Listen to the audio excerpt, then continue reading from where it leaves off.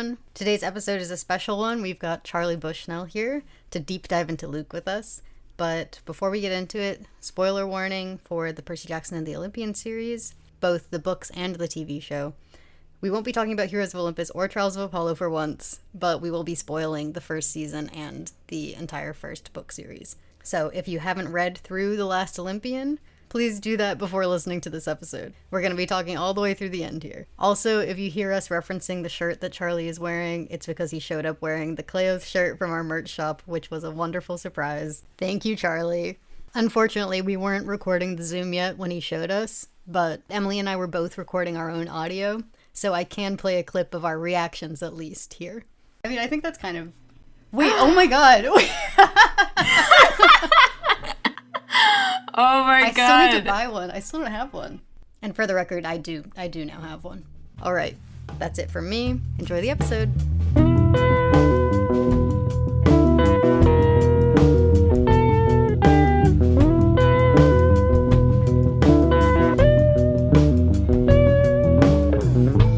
Hi everyone, and welcome to Monster Donut, a literary and historical deep dive into the Percy Jackson series and all of its following spin-offs. I'm Phoebe, a dramaturg and story consultant.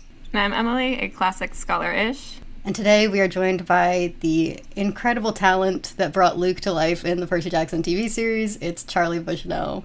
Thank you so much for being here, Charlie. Hi, thank you so much for having me.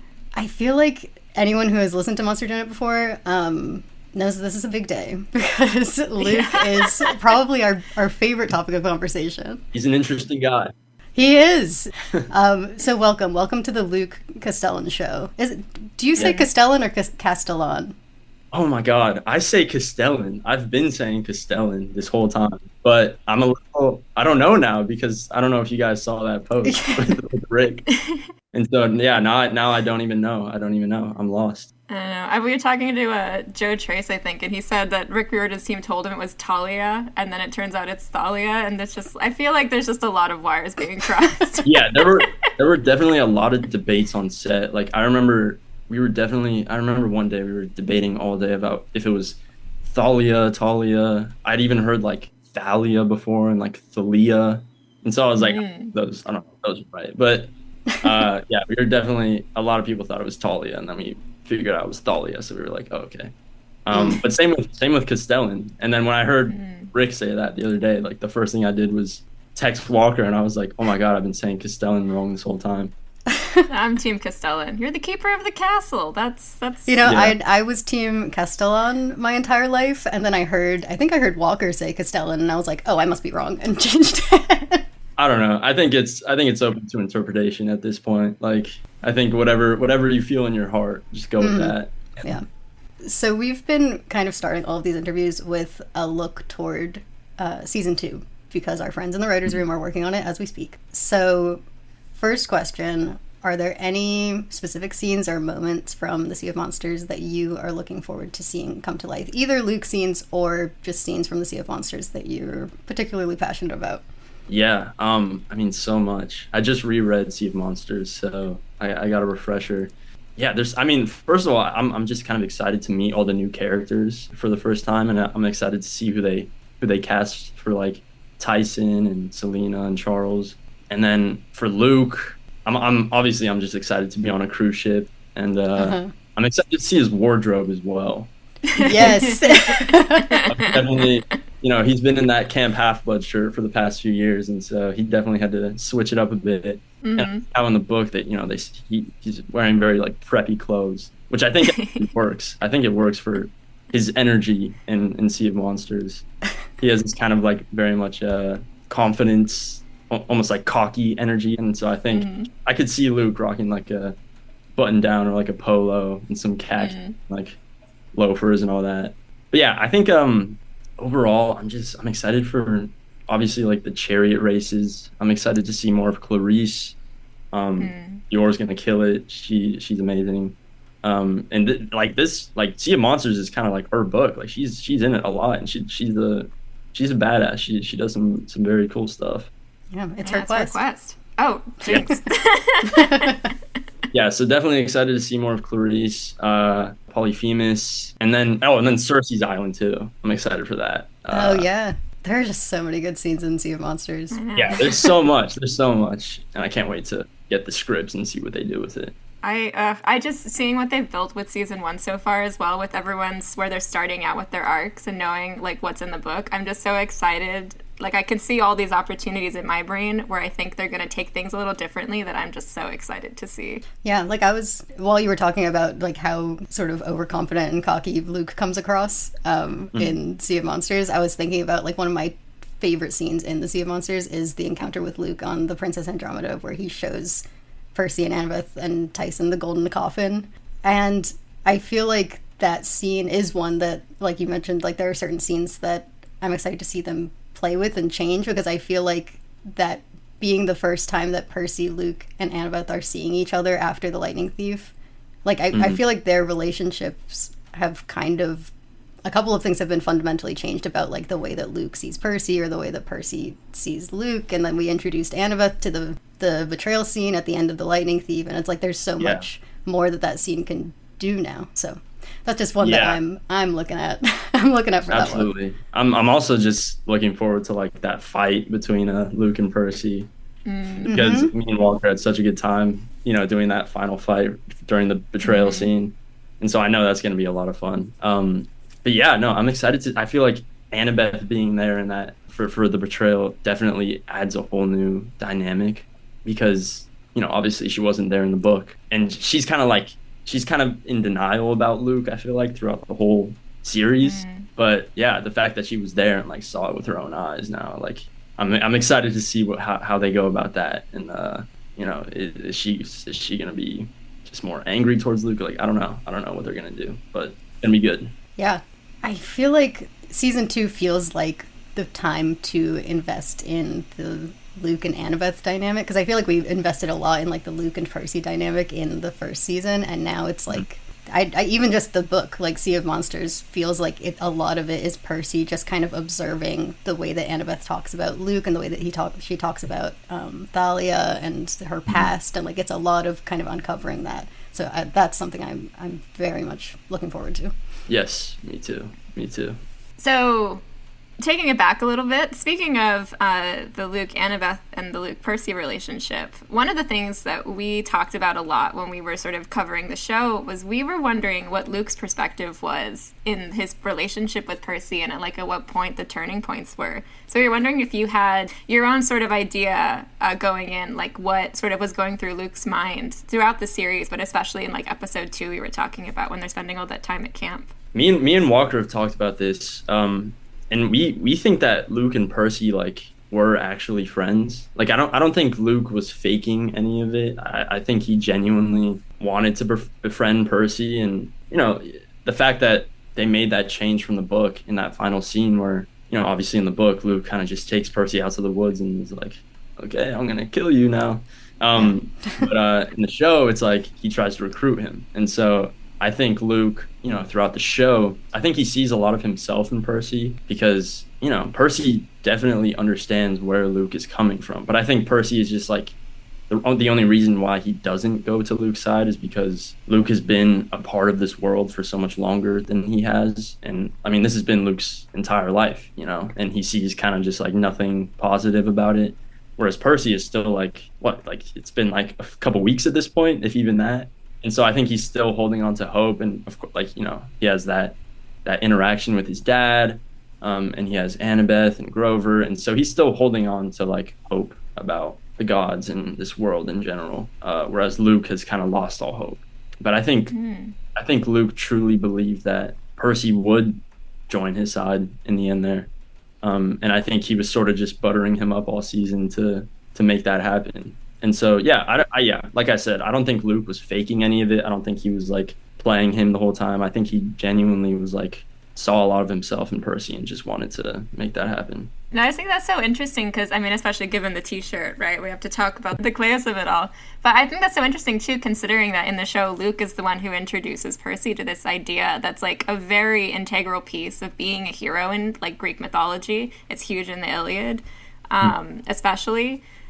So I just think that that's such an interesting thing too, where it's like he's sort of his mentor figure, and he is the one that is sort of showing him, at first at least, all of the good things about the world. That is a good point. Yeah, he definitely is like, I kind of like that change from the book, or from the books, because isn't that's kind of Annabeth's job in the first book, right? And I think that was necessary for the show. I think it was a good change that they made Luke be that guy, to kind of show Percy the ropes and be that older brother mentor figure to him, because I think it just makes that that final scene hurt that much more.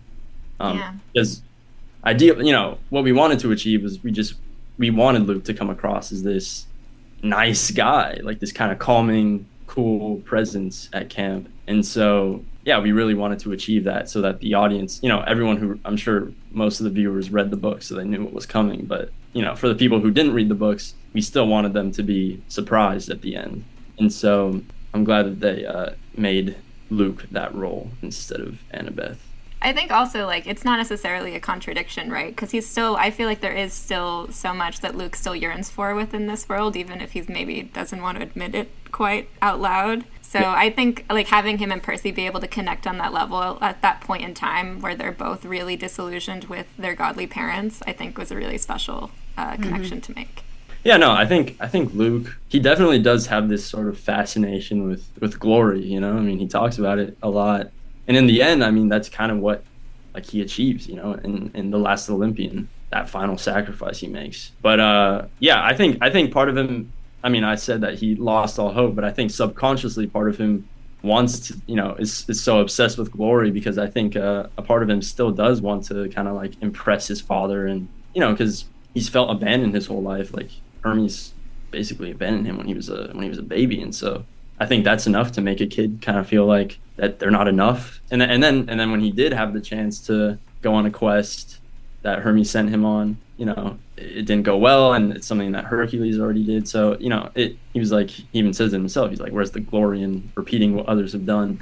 And so I think, I think he just wants to show the world, and specifically his father, that, he's someone, While we're talking about sort of the way that this, the reveal works at the end of the season, for that scene, the scene with Luke in the woods, I feel like that is like one of the most essential scenes in the entire series, and to like you really have to nail the reveal at the end of season 1. I'm curious, like, how do you prepare for a moment that is like, it has to sell everything that's going on this season? You have to tell him and the audience about the Golden Age. You have to tell them about Kronos. You have to tell everyone what your plans were. And it's like the entire season rests on this sort of monologue that you have at the end of the season. So how did you prepare for that?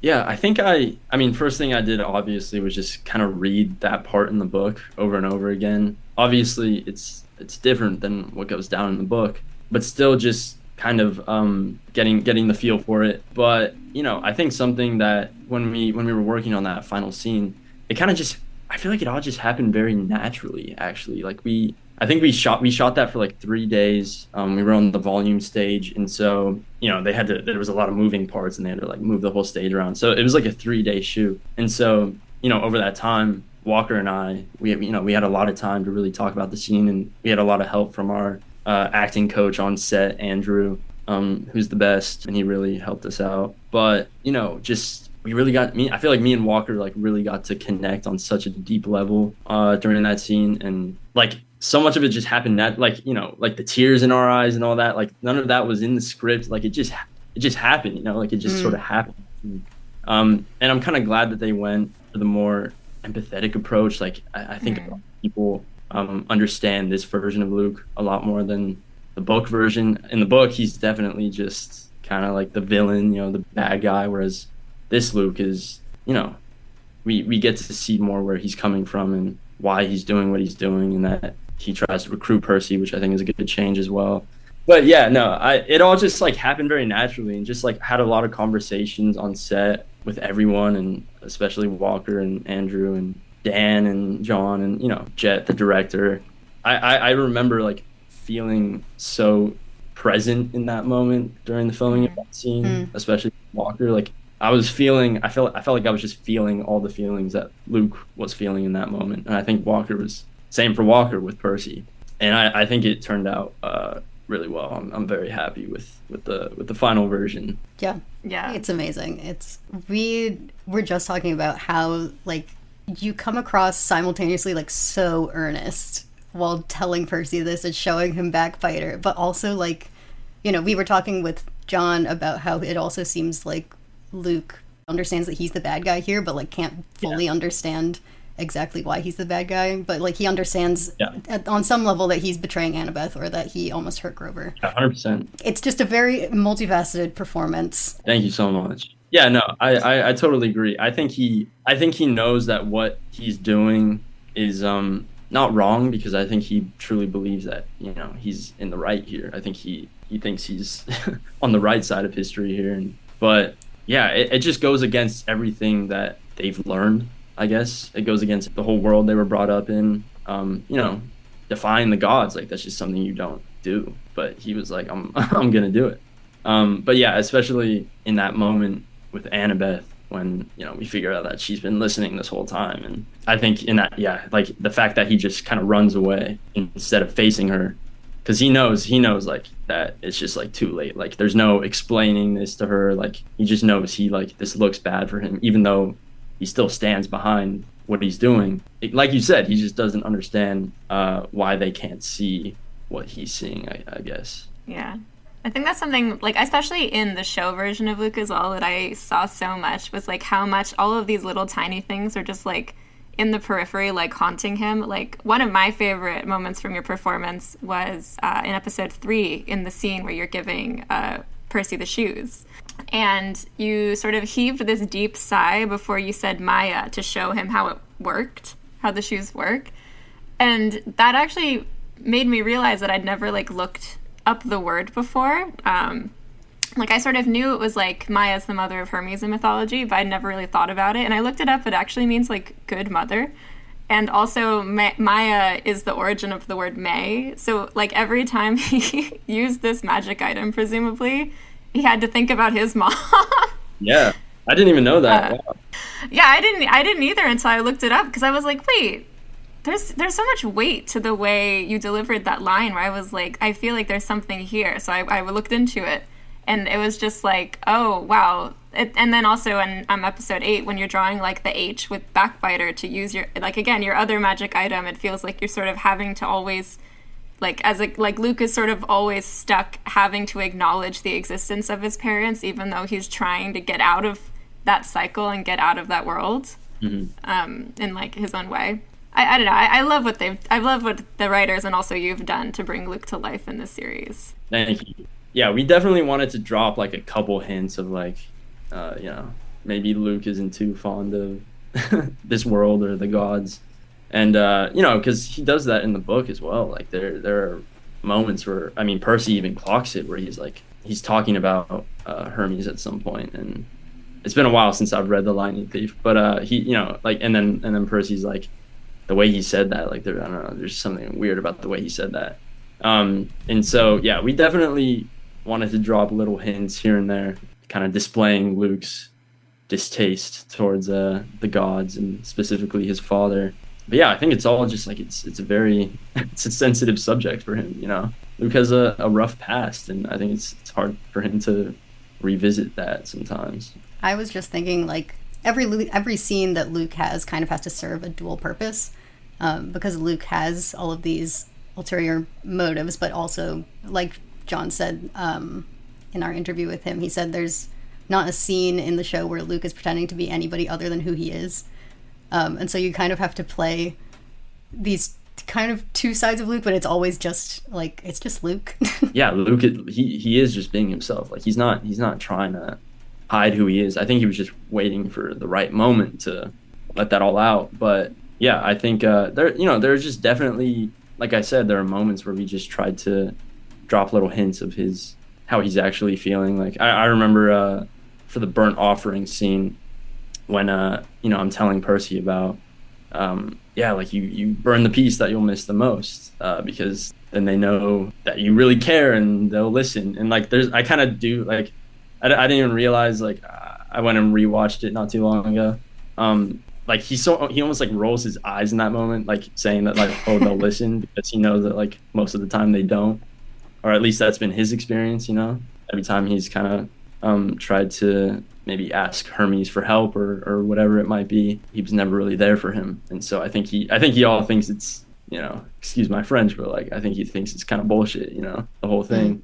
And so yeah, I don't think Luke is really like trying to hide anything. I don't think he's like, I think he is just being himself, and yeah, you get little hints of that. Yeah, I think especially like anytime Luke is on screen with Chris Rodriguez, I was like sitting forward. I was like, there's something, these two are having a conversation that only people who've read the books can understand right now.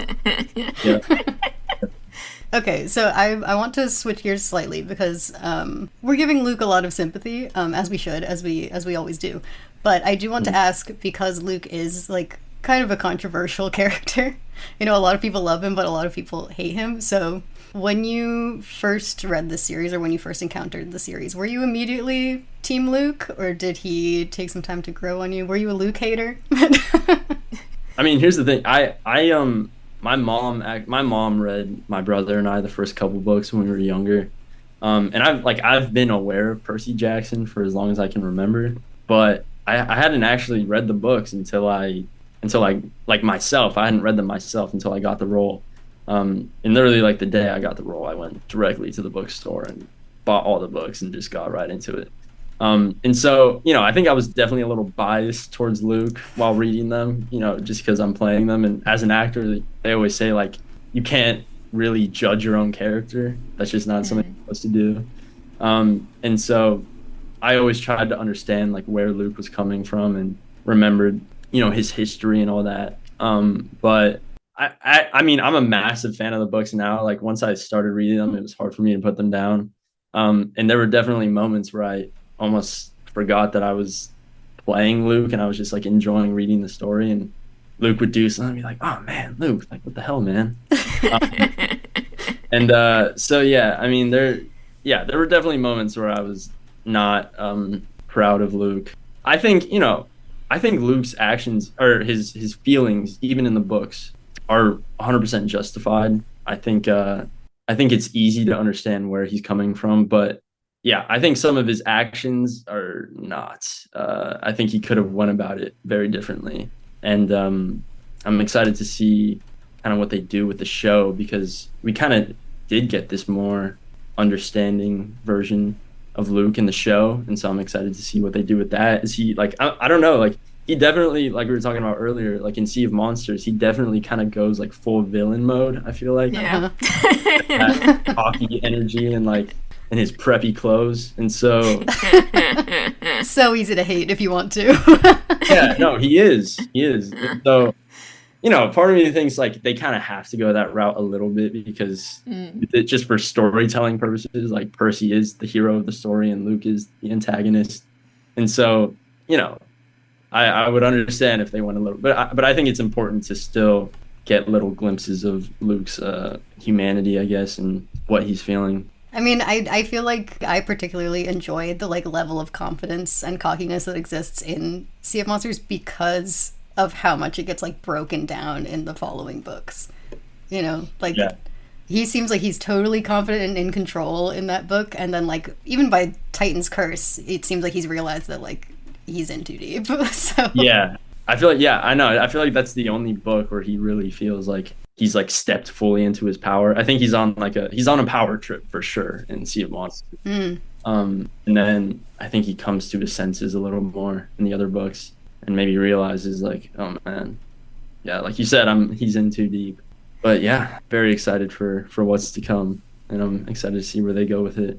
Were there any scenes that you as the reader, like the ones you mentioned where you as the reader were getting mad at Luke, that excite you now more as an actor, where you're like, oh, I can't wait to do that though? Yeah. I think definitely, in Titan's Curse, when he kind of tricks Annabeth into holding this, you know, I was like, man, that's like your little sister. Come on now. Can't be doing that. But also, I'm just excited for, there's so much stuff I'm excited for Luke in the future.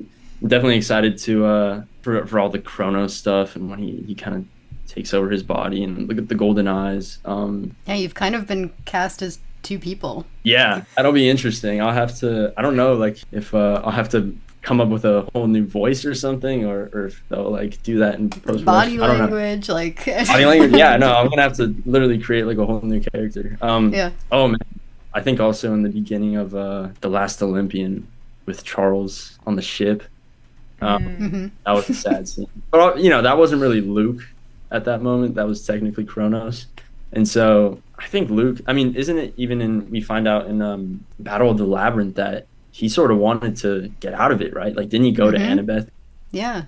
He wanted to run away from it again, and he wanted her to come with him. And so I think he was still kind of like, part of him was like, oh man, I'm in too deep and this is not looking good. But I think he realized there was no turning back. Yeah, there's so much I'm looking forward to. But I'm also really looking forward to the Titan's Curse, just like all the stuff that we didn't get to see in the book with him and Annabeth. Because they're pretty much like together throughout the whole book, right? Yeah, and so I'm kind of excited to see what, you know, how they go about that, what those interactions and those conversations are like. I think we'll get to see a lot more of explore a lot more of the Luke Annabeth relationship. Hopefully, if we get a season 3. Yeah, there's so much. I can go on and on. Yeah, I know. I think we made a prediction that we hoped at least there'd be a little bit of like Luke on his quest for that golden apples at some point we'd get to see in the show. And we thought Titan's Curse might be where that goes. That would be cool, yeah, if they're like reminiscing about the past. And yeah, some flashbacks would for sure be cool. I also would love to see, like, I mean, I don't know if they would have to cast like a younger actor to play me, but I do. I mean, that's not till the Battle or the Last Olympian where we get that flashback, him and Hermes at the house. I really hope I do get to do that because, I mean, I just want to do a scene with Lin-Manuel Miranda. Hopefully they can just CGI my face to make me look younger. Oh yeah, does Luke just not have any scenes with Hermes outside of that one? I don't like, aside from that, in like at the very end where like, doesn't he come and he like, but that's like after. I think it's after, right? Yeah. So I think I would just be laying there. Which is, I'm okay with that too, you know? Right. Yeah, there was a lot of like flashback stuff that hopefully we get to see at some point, but I don't know. Like, even when like didn't Ares like catch Luke at some point while he was after he's they had like a fight, and Luke they said like Luke was even close to beating him. I think that would be really cool, just because I also want to work with Adam Copeland. He's awesome. Luke is the kind of character who, like, you finish the series and then when you reread it, you can track, like, an entire story that you, like, kind of missed because it was being, like, fed to you in little hints of, like that kind of thing. Especially because you get it sort of backwards. Like, you get his childhood last, and so you have to, like, reread the whole series to, like, fully get the story of Luke. It's so cool. I love Luke. So do I. He's a complex guy. So I think since we're coming up on time, we should ask you our last question. So at the end of all of our episodes, we sort of design a bead that's sort of supposed to represent sort of like an entire episode or book. And so we have one for the Lightning Thief already, which is the trident. But if Luke was in charge of the bead design for the Lightning Thief, what do you think he'd put on there to best represent his journey throughout that summer at camp? Oh, if Luke was in charge. Good question. I think part of me wants to go with Backbiter, just because, I don't know, I feel like Backbiter perfectly kind of symbolizes like what it means to be a demigod. Like, it's, you know, it's half steel, half celestial bronze, and same with demigods, like half human, half god. And it's like, you know, it's powerful, but like, you know, dangerous at the same time. So I think Backbiter is one option. Something I was also thinking about was, because I listen to your guys' podcast, so I was kind of like preparing for this question because I know. But also like even like a hand going in, kind of like when I shake Percy's hand for the first time, kind of just like almost like a handshake, because also at the end, like when he tries to recruit him, like trying to pull him over to his side. That is so good. Yeah, either Backbiter or like a hand reaching out, a helping hand, I guess, even though it's not very helping. What do you guys think? I mean, my first thought was like the lantern, since like both Kronos and Luke carry that lantern and like lighting the way, showing the path forward, trying to lead Percy. Yeah, that's good. But I feel like yours is better. I like yours more. I like the lantern too, though. That's good. Yeah. I was trying to imagine what like Luke saw when he had Chrono streams a lot. Like that was something I was thinking about when I was watching. And I loved the way they looked in the show, like with the desert and around like Tartarus with the campfire. And so I love that image so much. So I feel like I'd go with that one. Yeah, okay. That's good too. Yeah. Thank you so much for joining us, Charlie. This was really, really wonderful. Yeah, thank you so much for having me. I had such a great time talking to you guys. Thank you.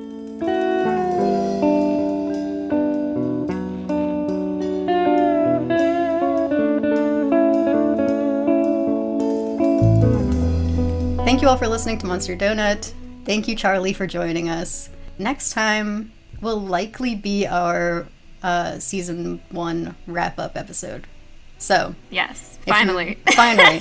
So if you would like to contribute a question or your own analysis, some thoughts, an argument, whatever, you can send those in to monsterdonutpodcast@gmail.com or send us a message on any of our social media, which is @PJOpod on Twitter, Instagram, and TikTok. Please do that by Thursday of this week, which will be, what is that, April 4th. And if you want to join Charlie and buy yourself a Kleos or Nostos shirt, that can be found on our merch shop, which is monsterdonut.redbubble.com, or the link is in our link tree. Which is where you can find a link to our Patreon if you want to know what's coming up next, contribute questions to any future interviews that we do, or just get bonus content like our spoiler episode, which is now up. All the times we talked about things we shouldn't have talked about when we were covering the books. Right. Art previews, our predictions episode, if you're like curious what we predicted about the show way back when. Going forward as well, we're probably going to be posting our season 2 predictions on there when we start getting more information released. We start getting like trailers and stuff. So if you're curious about all of that, check us out. And so with all of that said, thank you to our patrons. There are a whole bunch of new ones, so we're only going to be listing the paid ones. Window Wells, Roman Consul, Latino Kaya, Patty VCK, Bethany from Public Works, Sydney Fox, Joke, Reina Avila Ramirez Arellano, Charlie McNeil, Bronte Lebeau, Ethan Not Nakamura, The Damn Meme Page, Kels, Mason Bowman, Casey Cassidy, Busy Cat, Natalia Sanchez, Sally May, Melissa Rounds, Oat Milk, Bones of a Carrot, Samantha Hardgrove, Alana, Elena, Melanie Valdez, Pamela Ion, The Kid on Her Own, Jay Thomas, Marie Hunter, Grace Hunker, Jason Broard, and Kaylee. Thank you all so much for joining us over on Patreon. If you would like to be among them, again, the link is in the link tree that's in all of our social media, @PJOpod. Oh, also, if you want to contribute something to our Trials of Apollo wrap-up, that'll be coming someday too. That's still happening. That is on its way. After we do the TV series wrap-up, we're going to do the Trials of Apollo wrap-up. So yes. And then most likely we will be reading... Right. And then after just so everyone knows what our schedule is, after that we'll be reading The Sun and the Star. And then we'll probably get into like the movies, the musical, the Greek heroes, like Percy Jackson's Greek heroes, Percy Jackson's Greek myths, or Greek gods. I can't remember what the other one's called. And just wrapping up all of the material that we have from like the Camp Half-Blood Chronicles, and then doing a big Camp Half-Blood Chronicles wrap-up before moving on to like Magnus Chase or the Kane Chronicles. I can't believe it's March. It's like almost April. This is coming out in April. Thank you all so much. We'll see you later. Bye.